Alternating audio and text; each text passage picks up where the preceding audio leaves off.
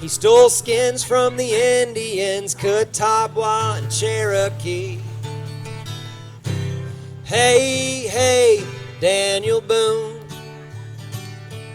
did you chase the blue Kentucky moon?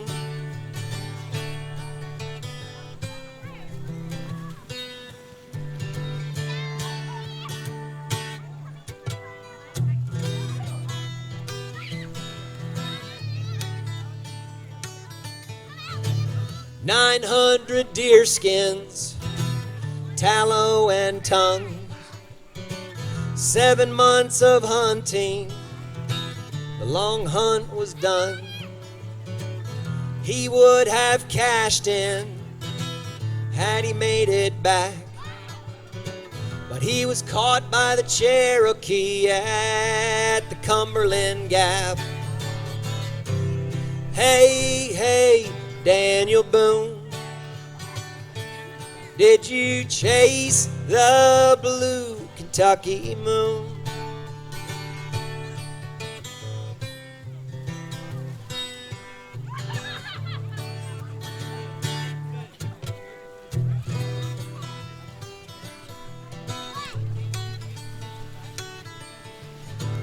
Once caught by the Shawnee, they took his skins, left him with a flintlock and some moccasins. He was lucky to get out, his life intact. The command of the Shawnee, go home and don't look back. Hey, hey, Daniel Boone, did you chase the blue Kentucky moon?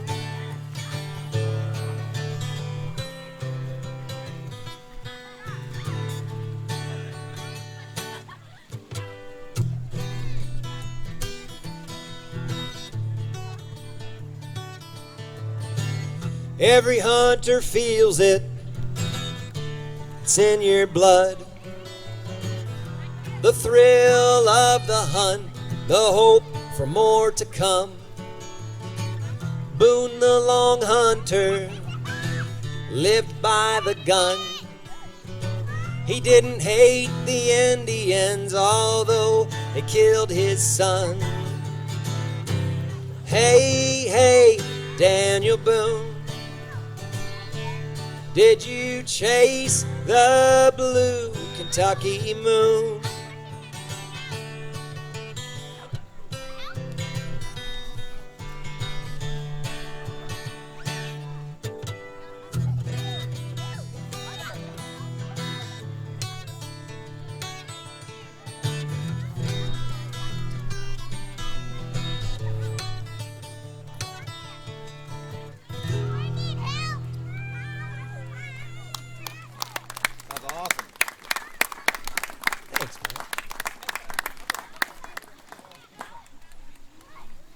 I brought something special for the concert on the beach tonight. Doing pictures. This is the oldest known string instrument on the planet. It is called a mouth bow. And I made this one last year, the year before. And it's, kids, what do you think it was before it was a musical instrument? What's it look like to you, kids? You got it. It's just a bow. It's a hunter's bow. And we think somewhere around 12,000 years ago, and I'll tell you where I got that number in a moment, about 12,000 years ago, somebody realized you can make music with a hunter's bow. And I think a kid did it. The history books will say that, 12,000 years ago, a hunter discovered you can play music with their bow. And I say, eh. I say the hunter was chilling by the fire, and the kid picked up the bow and figured out how to make music. Come on, you know it's true.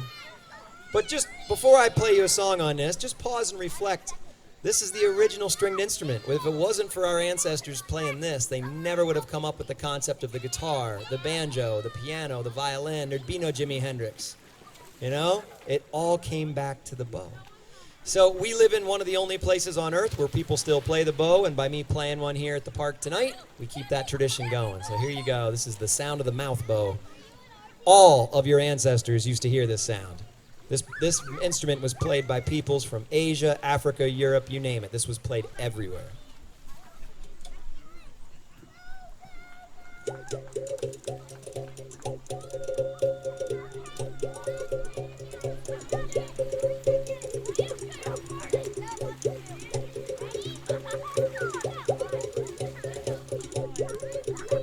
We'll catch a fish in the Susquehanna, catch a fish in the Susquehanna, catch a fish in the Susquehanna, sit on the bank in the mud and the sand.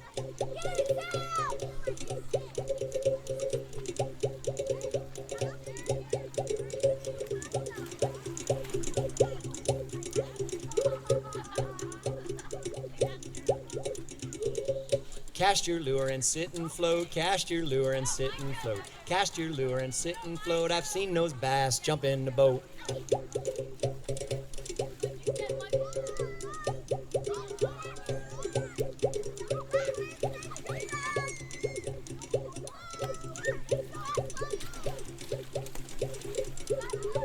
Wade right in up to your knees, wade right in up to your knees, wade right in up to your knees. Don't go in the winter, you might freeze.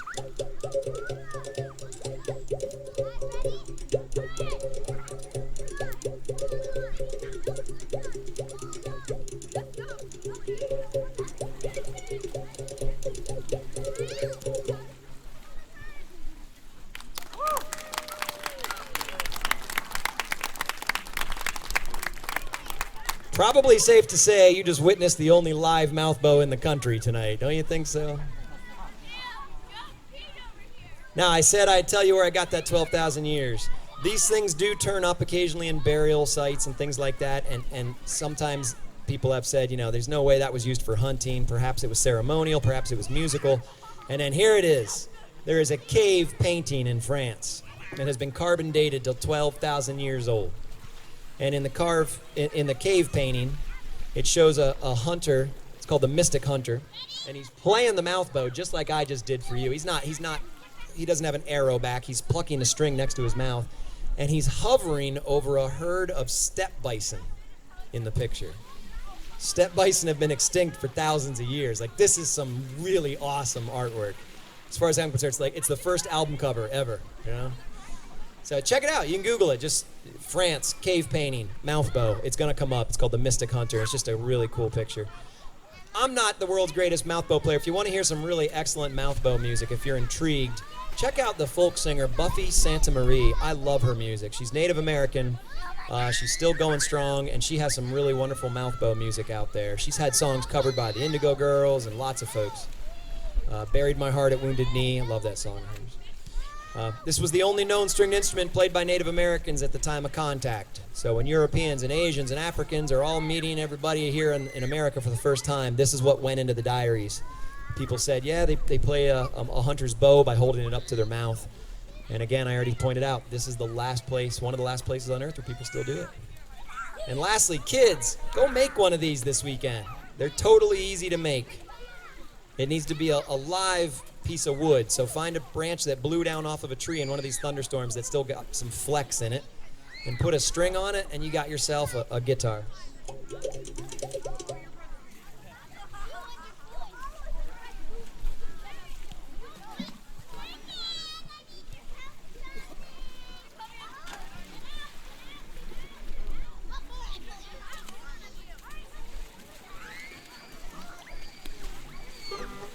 All right, kids, what's this instrument called? Hey, banjo! I love it. Thank you. As long as a young person knows the name of this instrument, the future's in good hands.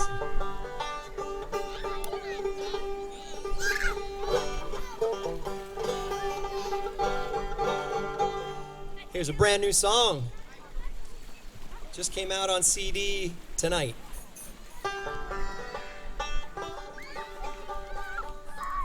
This is called Chickaboom, Chickadee. It's my favorite bird, the chickadee.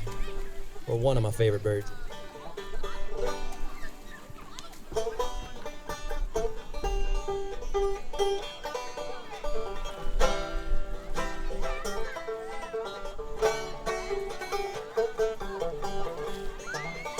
My father loved the chickadee, showed me one once in a tree. I aimed my gun at that little bird. He shut me down without words. In youth you do foolish things, fists through walls and broken strings, living fast and playing loud. Thinking seems to slow you down. Chickaboom, chickaboom, chickadee.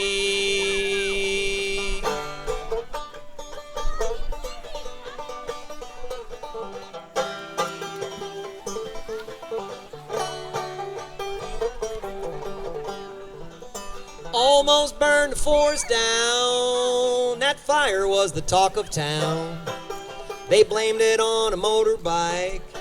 Said a muffler must have sparked a light. Well, what went down, this I know. Two young boys, SpaghettiOs. They threw a can in the red-hot coals, and that steam bomb was bound to blow. Chickaboom, chickaboom, chickadee.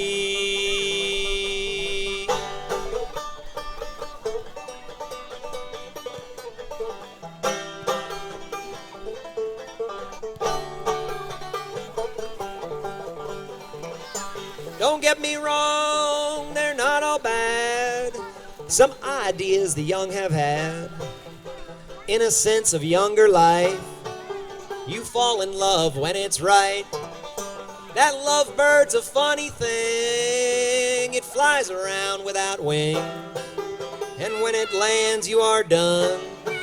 And the foolishness has begun. Chickaboom, chickaboom, chickadee.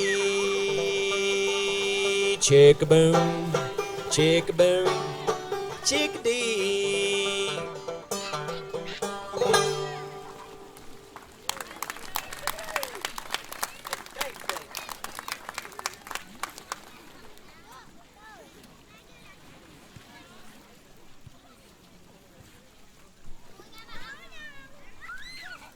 I headed down to North Carolina a few months ago to record an album with one of the best bluegrass bands in the country. It was something I've wanted to do my whole life, and it took the pandemic to make it happen. And by that I mean I needed a whole season of concerts canceled and to make this possible, because it took a lot of time. But my wonder was this: I've got all these Pennsylvania songs. If we paired that with some of the best picking in the country, the best bluegrass band in the country, can we get some national attention for some of our Pennsylvania stories? Well, we're going to find out, because the album literally just showed up on my doorstep last night. The CD release party is this Saturday in Danville. I did sneak a few extra copies in the car tonight, if you're curious. But if all goes well, we'll get some national radio play, and these will be songs about Pennsylvania. I feel like we often get skipped in the national scene. Some great songs about West Virginia and Kentucky and my Virginia home, but Pennsylvania gets missed out, so I'm going to try and change that. The band I partnered with is the Alex Leach Band, and they're superb. And in fact, when we recorded the song you just heard, Alex was trying to explain the timing of that weird song to the bandmates, and the way he put it is he goes, that Chickadee song, it's got that old crooked timing. I like that. So crooked timing. I don't know if you were tapping your foot to it, but it changes halfway through the song a couple times. Crooked timing. Something else we did on the new album that I'm really excited about is we wrote a bluegrass song about scootering, trick scootering. So if any kids that are here, I know we got a lot of skateboarders in the world, but we also got a lot of scooters in the world.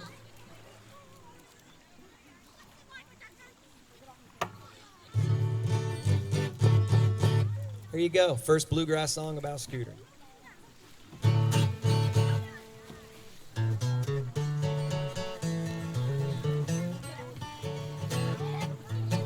Keep your scooter good and dialed, good and dialed. Keep your scooter good and dialed, good and dialed. Keep your scooter good and dialed, keep you rolling many miles. Keep your scooter good and dialed, good and dialed. You got good compression on your headset, good tail bars, you know they're made of steel. 4 Swiss bearings where it matters, and just the right rattle in the wheels. Keep your scooter good and dialed, good and dialed. Keep your scooter good and dialed, good and dialed. Keep your scooter good and dialed, keep you rolling many miles. Keep your scooter good and dialed, good and dialed. It may be time for new grip tape, just to mix up the design. Maybe add a new fender, but the deck, it is fine. Keep your scooter good and dialed, good and dialed. Keep your scooter good and dialed, good and dialed. Keep your scooter good and dialed. Keep you rolling many miles. Keep your scooter good and dialed, good and dialed. Some riders live just a scooter. Every day they wake up to roll. A day without a skate park is a day I don't want to know. Keep your scooter good and dialed, good and dialed. Keep your scooter good and dialed, good and dialed. Keep your scooter good and dialed. Keep you rolling many miles. Keep your scooter good and dialed, good and dialed. Hey.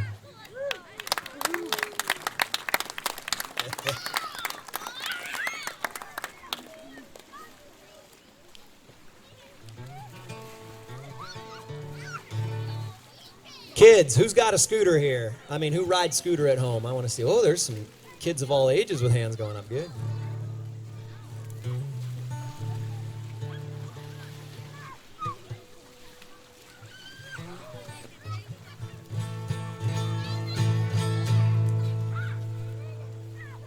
Got a lot of hiking in last year.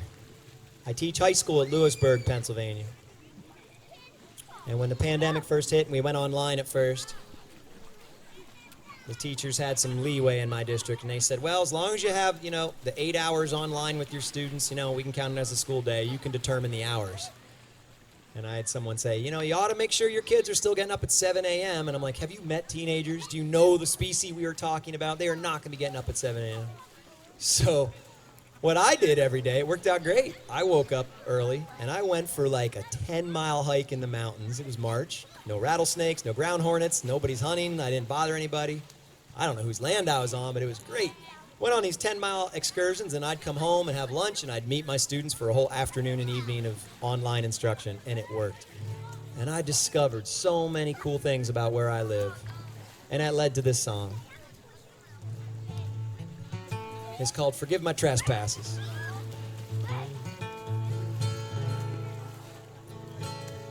And I knew this first line was the right song for tonight. The first line of this song is, I'm a real ridge runner. I was born with no shirt. I thought I died and went to heaven when I pulled into the park tonight, and I walk in, and half the people here on the beach didn't have shirts on. I'm like, these are my people. These are my people.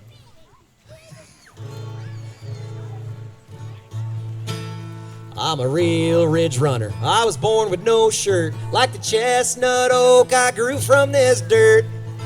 I walk where I may, I hike where I can. Like the sun and the rain, I'm all over this land. Forgive my trespasses, there's gonna be more. Forgive my trespasses, I got to explore.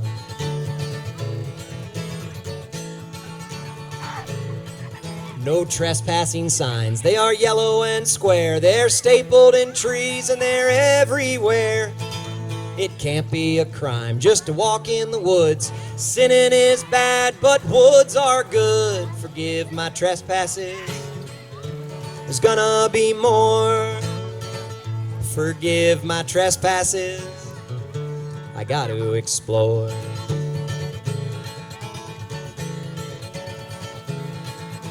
Oh, up on the mountain and down in the holler, find a good spring and get you a swaller. Keep an eye on the sun to keep track of the hour. Keep an eye on the ridge and the wildwood flower. Forgive my trespasses, there's gonna be more.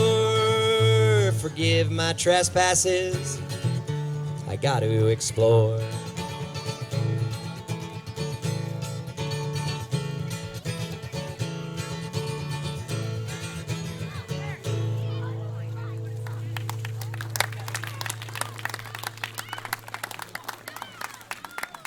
I'm a real ridge runner. I was born with no shirt.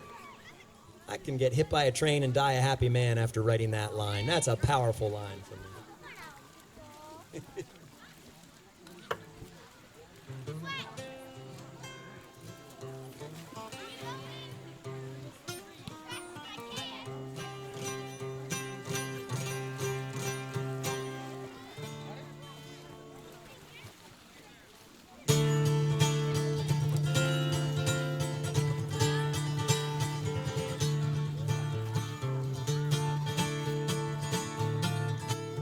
Well, the war, it was over, Mr. Lincoln had won. I drew my Navy wages and returned to my home, to Sullivan County where my grandfather came. The soil was rocky and the sky always rained. I remember Grandpa's stories of when he was a kid, a bison in some lowlands, an elk on the ridge. But now they're all gone and a new hunt has begun to find the tie-a-dot and make the sawmills hum. All I need is my cross-cut saw, my double-bit axe, and 80 trees to fall. The spring, it's coming, I can smell it all around, and my soul's being tempted by that high water sound.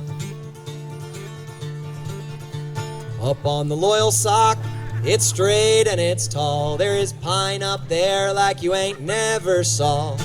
Only brave loggers bear the winter cold, and the snow falls heavy on the Appalachian fold. Well, it's up in the morning at 5 a.m. Throw down some biscuits, some coffee and ham. A 12-hour shift with a teamster crew, skidding logs to the water through the ice and snow. All I need is my cross-cut saw, my double-bit axe, and 80 trees to fall. The spring, it's coming, I can smell it all around, and my soul's being tempted by that high water sound. Well, we lash our logs together with hickory and oak. No rope, no iron, just pins and bows. A sweep at the front and back and a shack for the crew. 20,000 board feet, ready to tie loose. When the ice finally breaks and the water's good and high, we'll head down the loyal sock, our crew of 5. A day on the raft down to Montoursville. We hit the Susquehanna where the water's smooth and still. All I need is my cross-cut saw, my double-bit axe, and 80 trees to fall. The spring, it's coming, I can smell it all around. My soul's being tempted by that high water sound.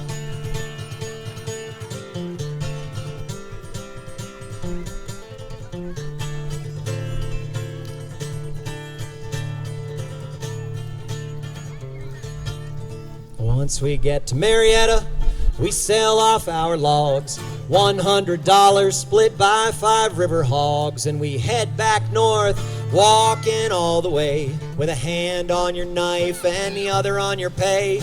Well, if it's a good season, we'll have 2 or 3 more runs, then this year's over and summer has begun. I'll watch as the rust, it builds on my tools, and I'll long for the day I'm back with my logging crew. All I need is my cross-cut saw, my double-bit axe, and 80 trees to fall. The spring, it's coming, I can smell it all around, and my soul's being tempted by that high water sound.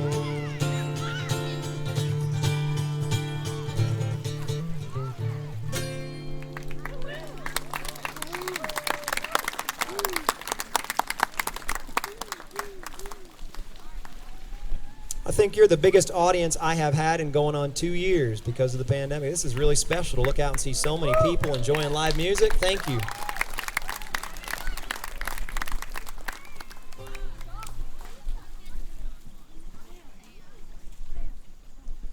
Crosscut saw is all about that log rafting era of Pennsylvania history.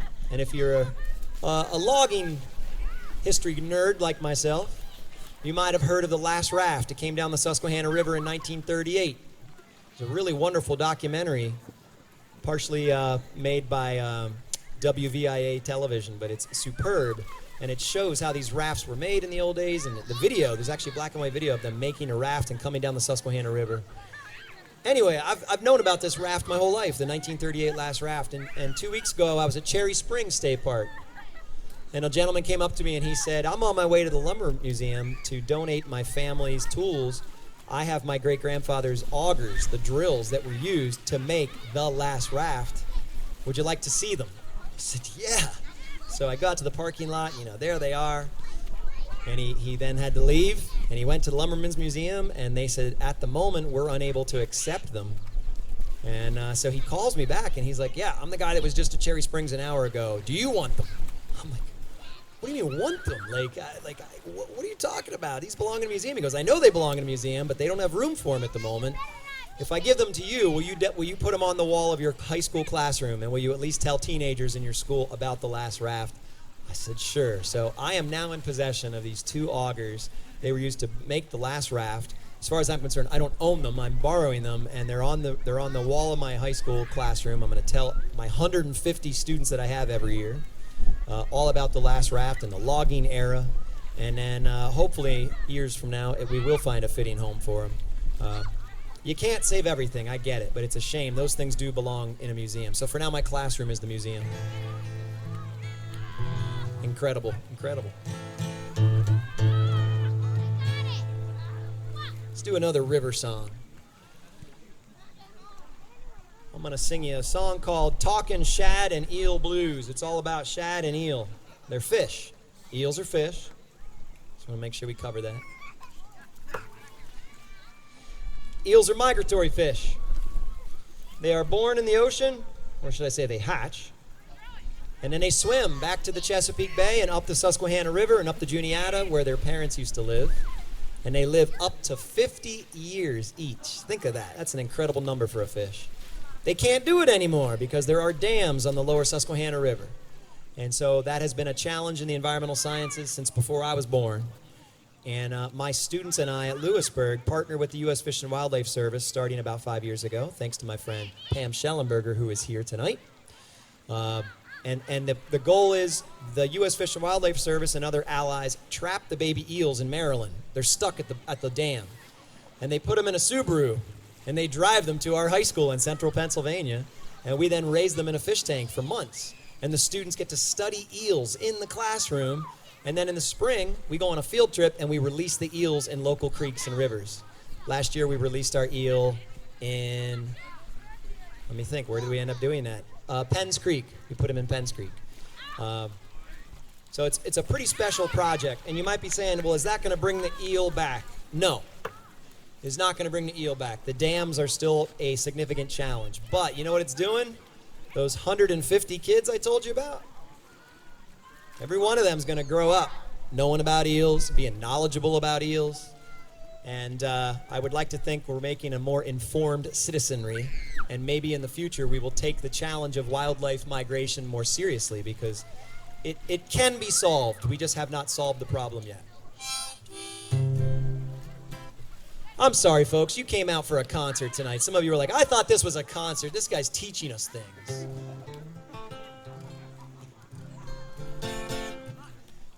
It goes both ways. I sing to my students. They come to school thinking, I didn't know you were going to sing at us. I thought we were going to teach. Sit down and listen.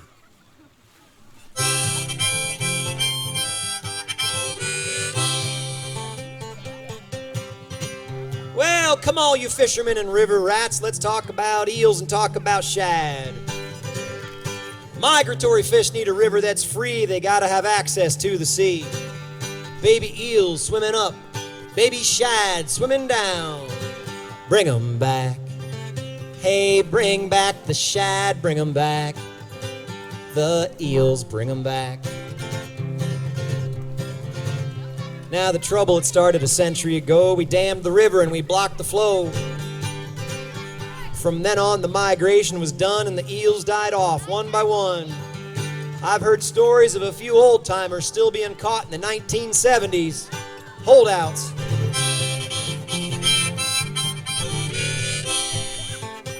Now an eel can live over 50 years. They swim upriver and they'd live around here. Native people would catch them in the fall. They'd smoke them and dry them and protein for all. You can still see the eel dams in